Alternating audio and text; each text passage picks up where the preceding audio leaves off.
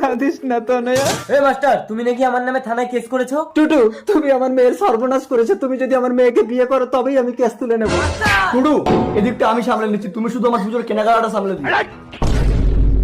তনয়া, দরজা খোল মা। এই মাস্টার, থানায় এসে কেসটা উইথড্র করে নেবে, নইলে বাবা চলো আমরা উপর তলায় গিয়ে বিচার জানাবো। তাই চল তনয়া। ওরে শালা, তোরা উপরতলায় যাবি না? বলুন আপনার কি অভিযোগ?